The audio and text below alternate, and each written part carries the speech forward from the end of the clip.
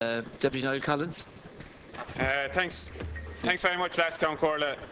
Tánaiste, when people come to live, work or socialise in Dublin, they want to live the experience of a modern, vibrant city, which includes our many great historic cultural buildings as well as our sporting amenities.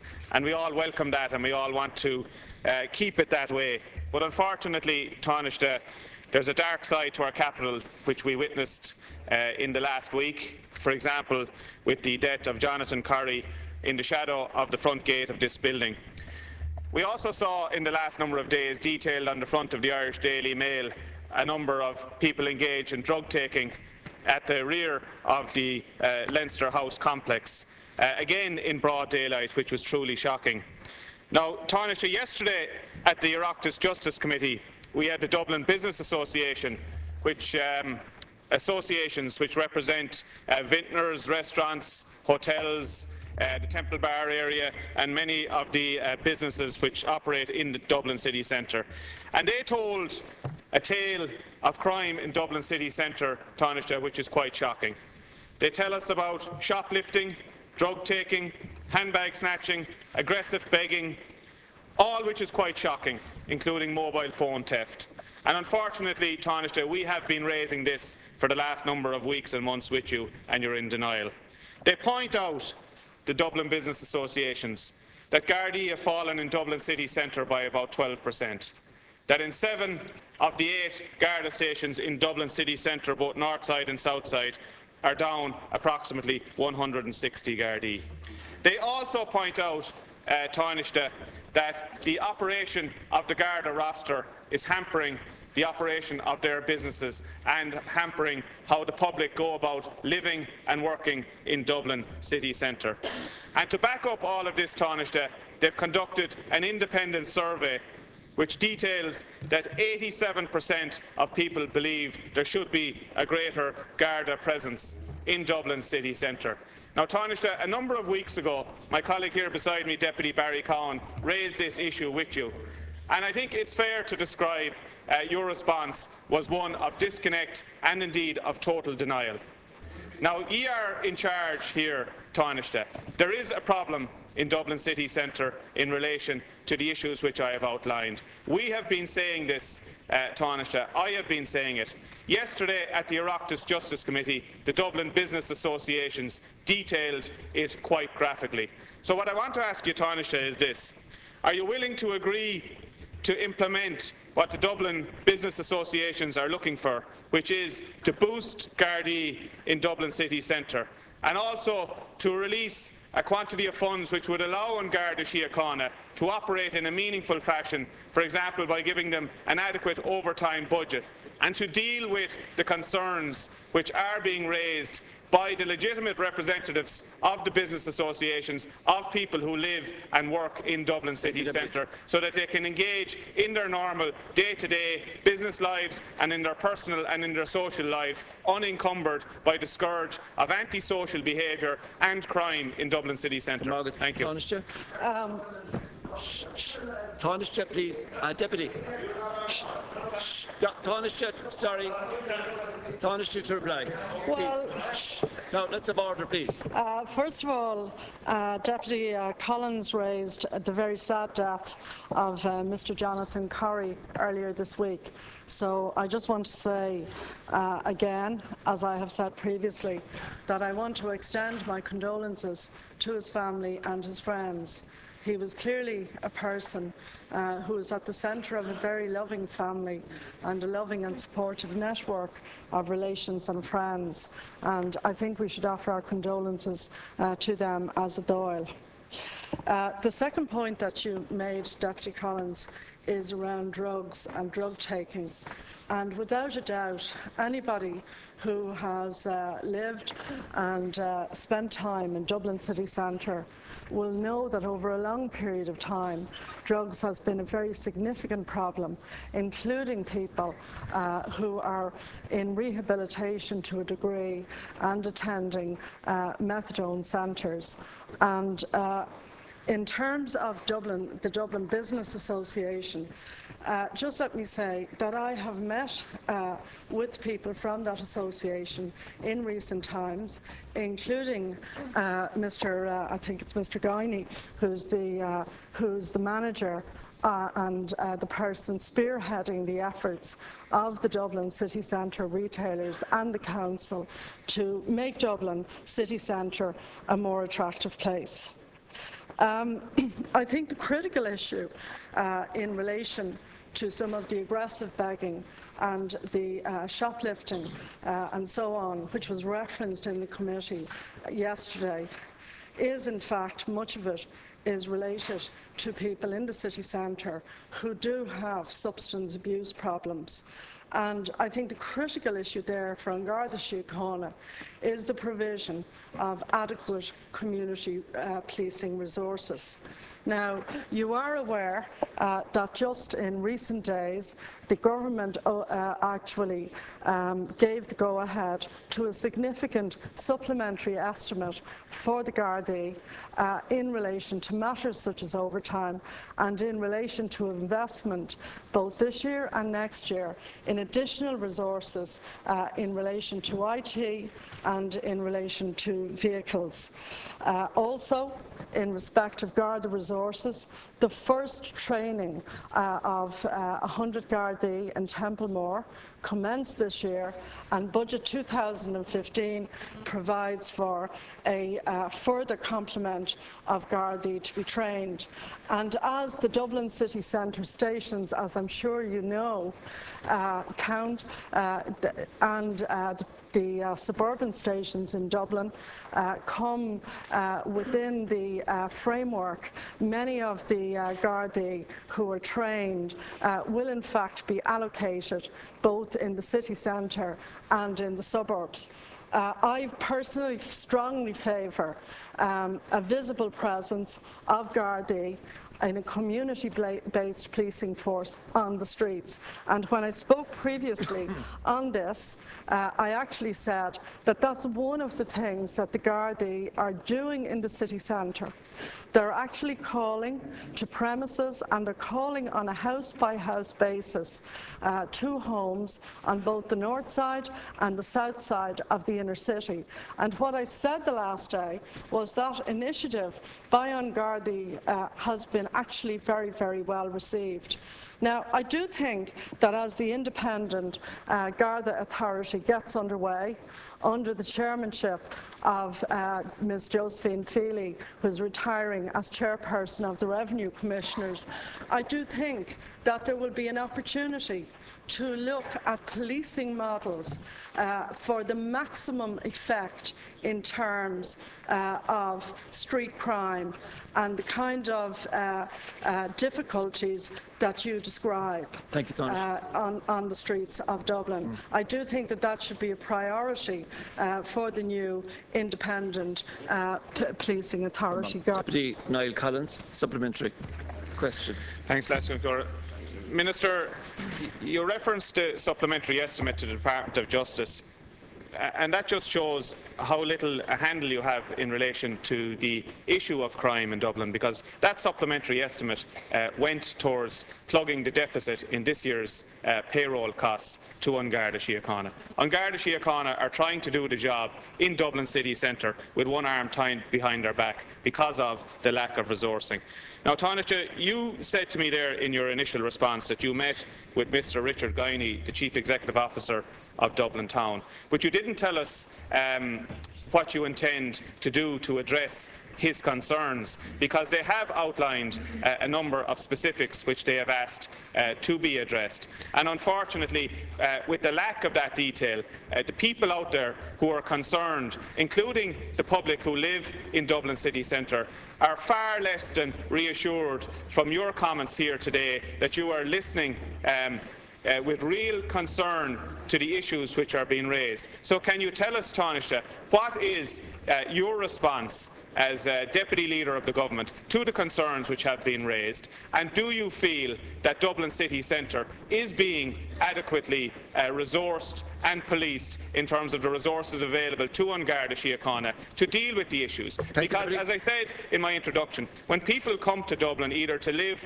to work or to socialise or tourists, they want to live a positive experience, and that's what we want. We all want that, but unfortunately, Tánaiste, there is a disconnect. There is a disconnect, and when you go beneath it, there are problems. You see it in the city centre, you see it in Temple Bar, you see it along O'Connell Street, you see it along the Liffey Boardwalk, and it is not being addressed, Tánaiste. And I don't get a sense, unfortunately, from you that there is a sense or a degree of urgency coming from your utterances here today that the issue will be dealt with adequately. So I'm asking you, can you tell us what undertakings you gave, if any, to Mr Guiney and to his colleagues in the various associations, and how you intend to deal with the problem? Tánaiste to reply. Well, I'm not sure how familiar you are actually with the way you're talking at the moment, because you're obviously not familiar with the public order units in both Store Street and on the north side and on the south side of the city centre, nor are you familiar with the fact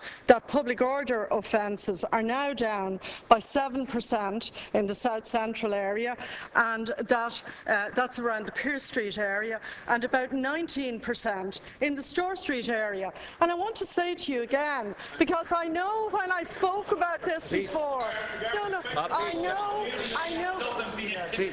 when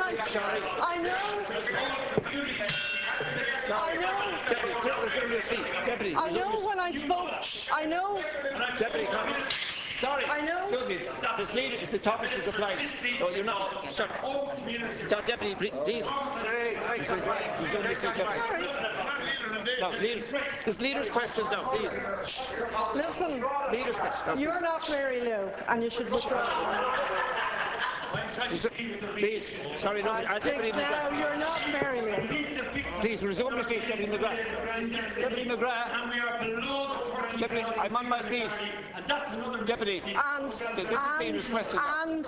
the first time in a long time, for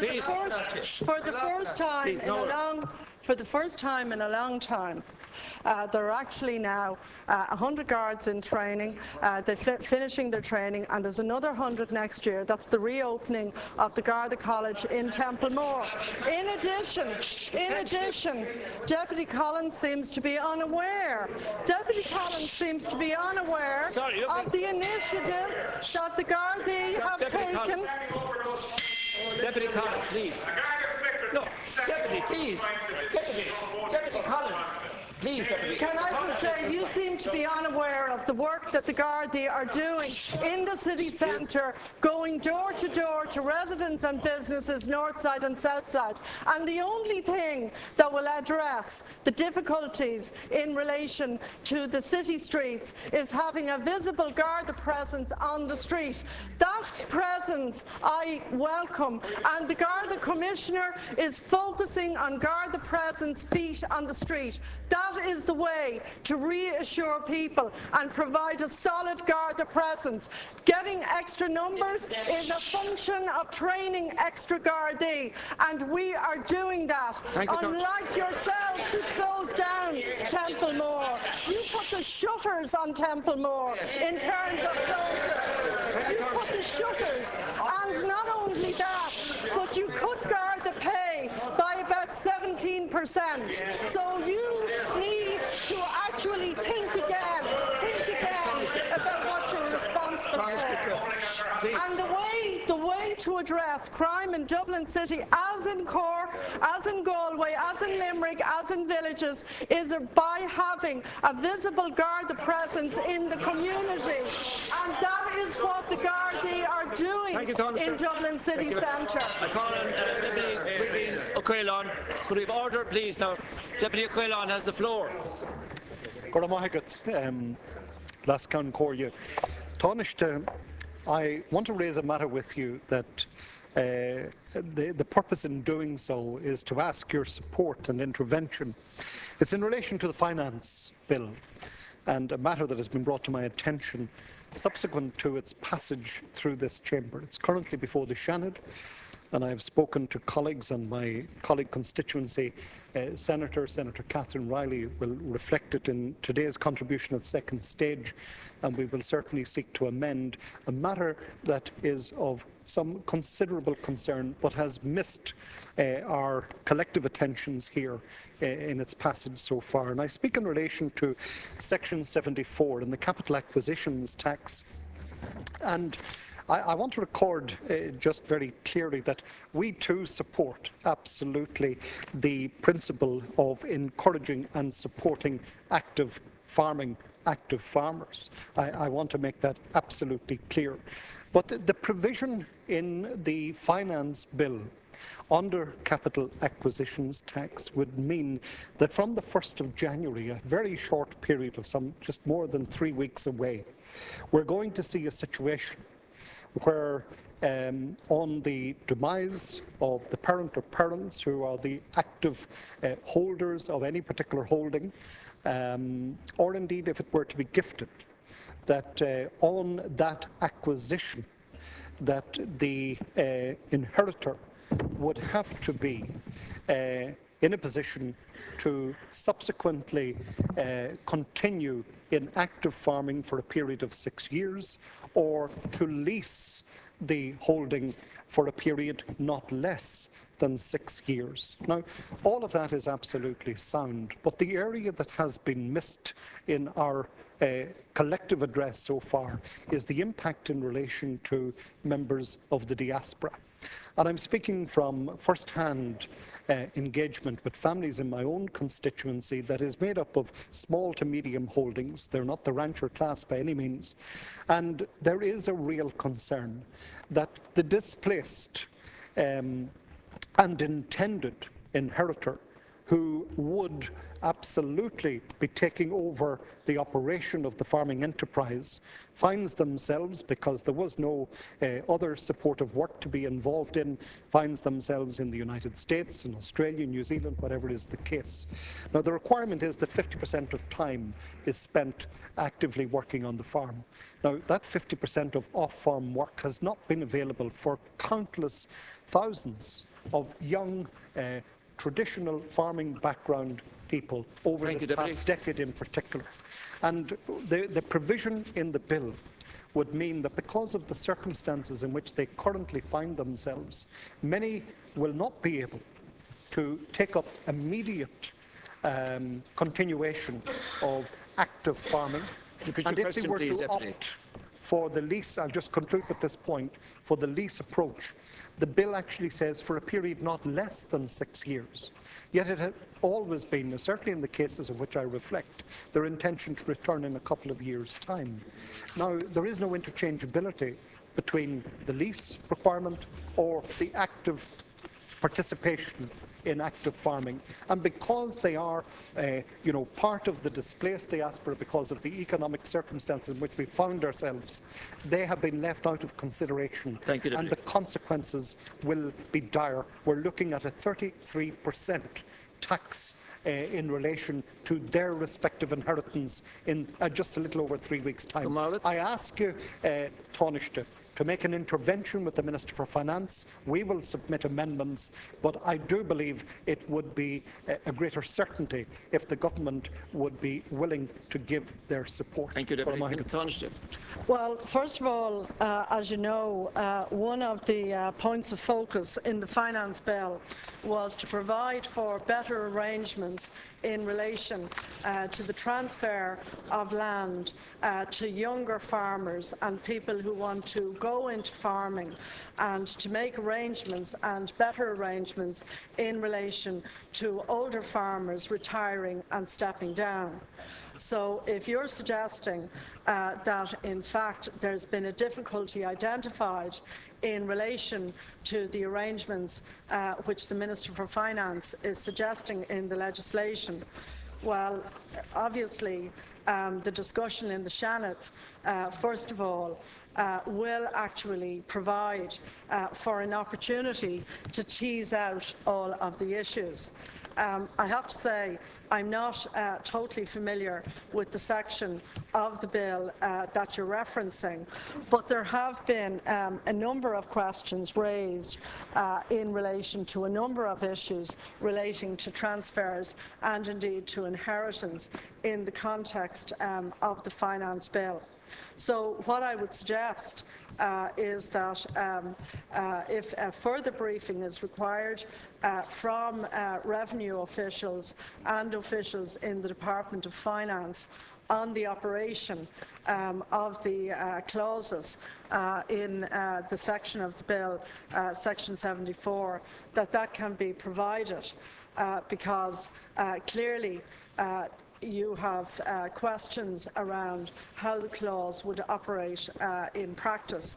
But without a doubt, the intention of the legislation is to actually make provision for the easier transfer of land to young farmers. Now, the reason that time limits are put in relation to such transfers is that obviously receiving inheritances or passing inheritances or passing over businesses to next generations or to relatives, and doing so with a substantial tax mitigation, as is happening, that the revenue do have to be satisfied that it is in relation to bona fide, genuine participation in farming. I take your point that you're suggesting that in the case of somebody who might be out of the country, say for 1 year or for 3 years, having emigrated in order to get employment and then wanting to come back and perhaps to succeed into a family farm or take over a farm holding, that they might not satisfy some of the tests. What I strongly suggest is that the matter might be taken up firstly with the revenue to explore some of the cases that you have concern about, but secondly in the context of the discussion on the bill. And I'll also take up the matter with Minister Noonan. Deputy supplementary question. Sorry, well, I'm thankful that you're willing to raise it with Minister Noonan. The critical point here, Minister, is that there is no difference in our collective intent of seeking to ensure that agricultural and productive land is in the hands of active farmers, and young active farmers, of course. But we have a situation that is very particular to the past decade, and it is more particularly the case across smaller holdings across rural Ireland, where there may not always be sons, there may be daughters involved, but certainly in the cases that I know of, we're talking about a male progeny who has been displaced because there was not other activity available for employment within the area to sustain that extra pair of shoulders in terms of the small holdings concerned. They were forced to emigrate. That's a fact of life.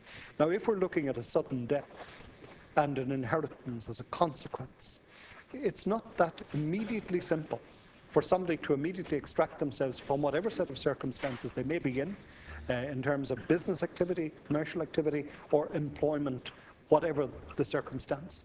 And that applies to people that I know now at this point in time. And what I'm saying is, and I agree that there have to be time frames, and what we're suggesting is a further time frame here, that there will be a period of grace for people in the circumstances of which I describe. It could be 3 years. You know, this can be determined. I'm only suggesting that that would be considered. But it would be tragic that because of the economic reality we've been in, the fact that they've been forced into emigration, that they would now be further penalised as a result of that and their inability to immediately relocate here at home. Thank you, that's exactly, if I could just conclude, Lascan Cordia, that's exactly what would happen as of the 1st of January if this bill went through as it is currently texted. Thank you. So I again ask for a time frame period of grace, and I ask also for an interchangeability between the 6 years of active farming and the 6 years of leasing, because it actually states who leases the agriculture property for not less than 6 years. They may already have had the intention, and now with the demise of their parent or parents, would want to come home in a much shorter period of time. But the way the bill is structured, it locks them in to that particular period, and that would be penal in the circumstances. Your support and the Minister's support would be appreciated. Well, again, I just want to thank you for raising the issue, because it is a very important issue for families in rural Ireland, and indeed for children or others who are away at the moment, because it is our hope, and in fact we can see it at the moment, that a lot of people who did emigrate for a number of years are beginning to return home, and that's become quite marked. And you will probably know as well that a lot of the recruitment firms are really stepping up their recruitment over the Christmas period, because so many young people will be coming back, and hopefully a lot of them in fact will be able to either stay or make plans to come back for employment that's become available.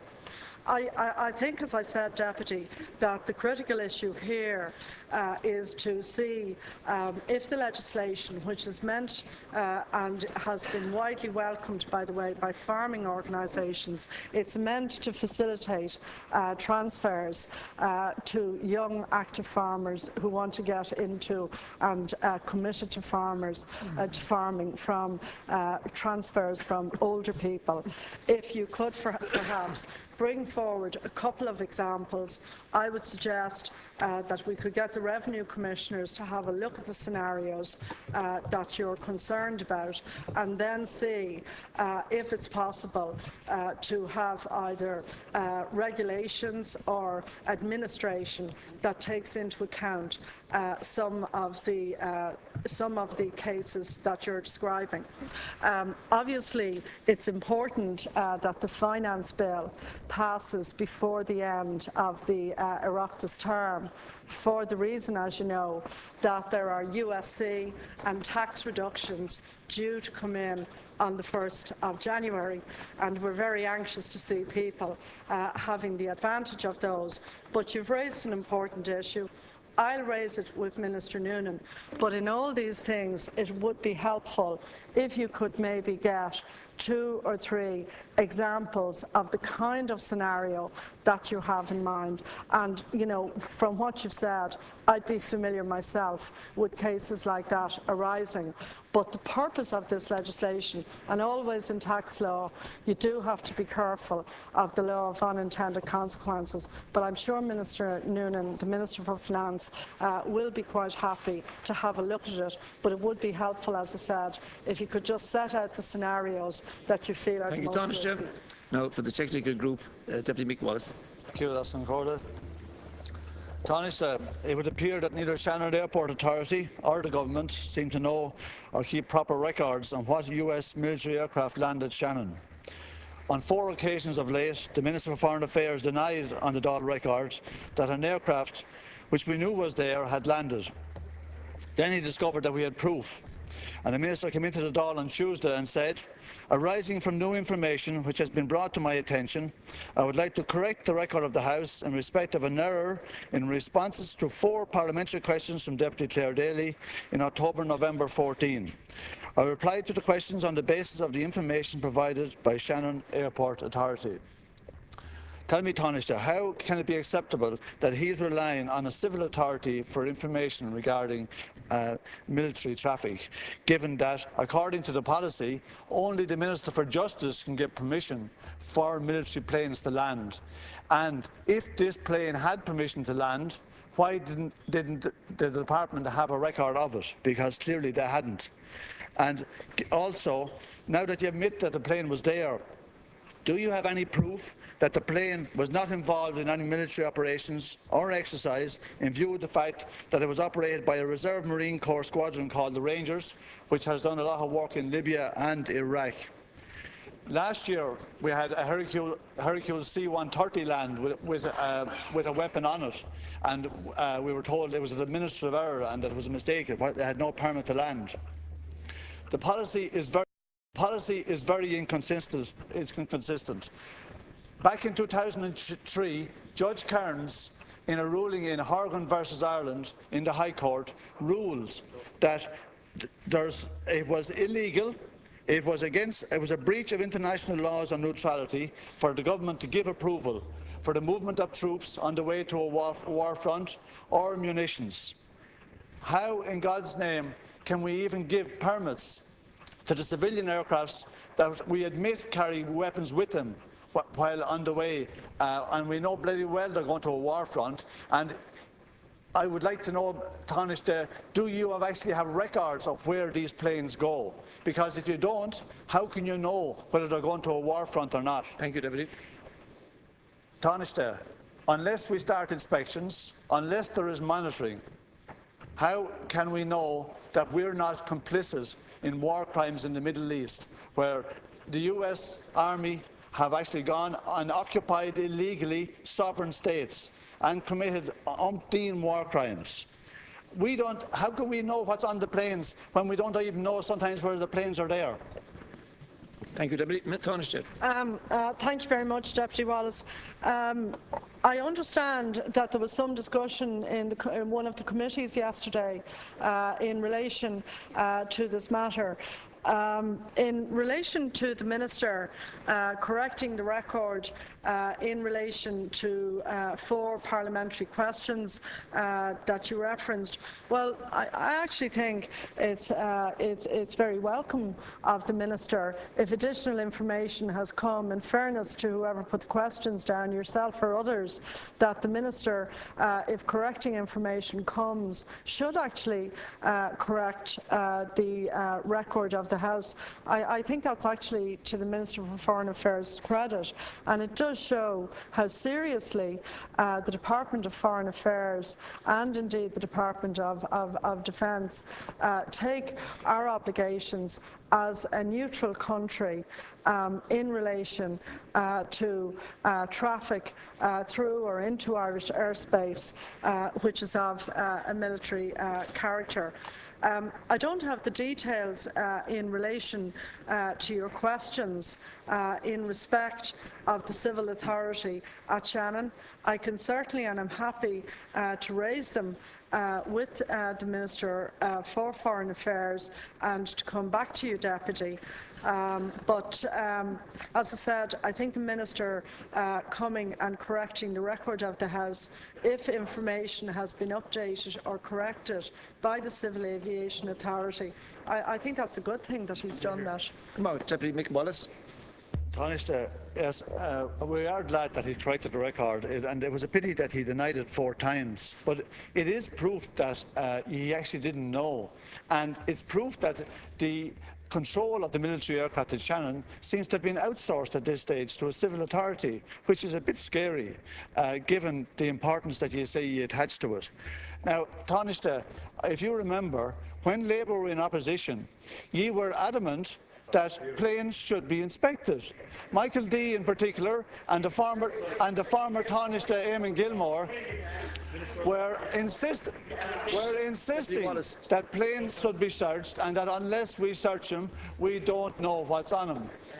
Why, Tánaiste, has Labour moved on this position? Why now can we possibly take the word of the Americans who tell us everything is grand? They told Angela Merkel they weren't tapping her phone. We can't believe the time of day out of these people, Tánaiste. If you want to know what's on the planes, we have to inspect them. If you want to know whether the planes are going to a war front or not, you've got to monitor the movement of the planes.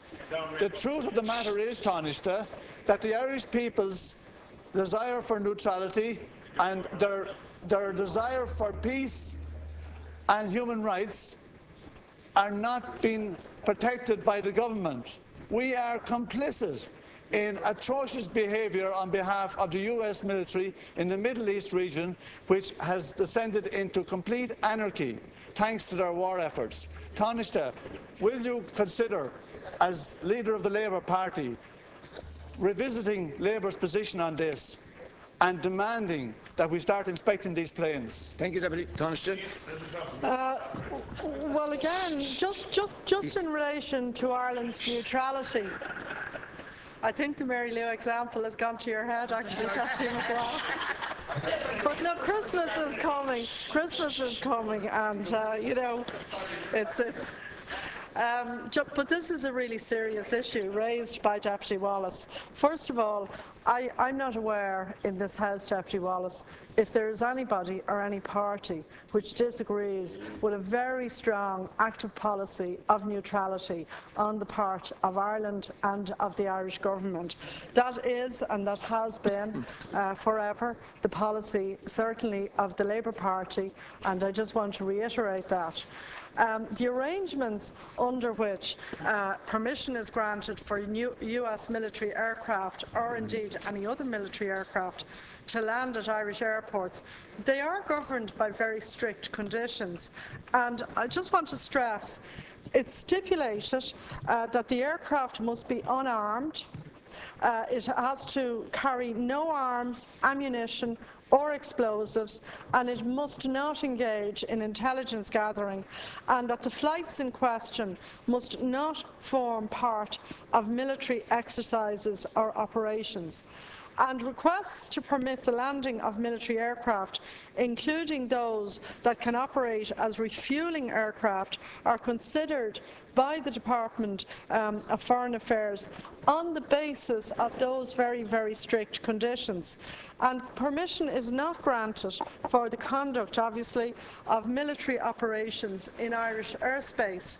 So that's Ireland's policy, and it is enforced on a strict basis.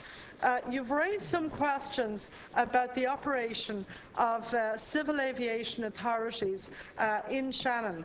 Now, I don't have those answers to hand, but I will take the matter up with the Minister for Foreign Affairs and seek to get responses from him. I know, Deputy, that you've put down many questions to him as well on these issues, but I'll raise the matter with him. But Irish neutrality is a core part of Irish foreign policy. It has been, and it remains so, and it's an absolutely committed policy on the part, for instance, of my own party, the Labour Party. Thank you, Tánaiste. That concludes leaders' questions for today, and we'll shortly now go on to the order of business.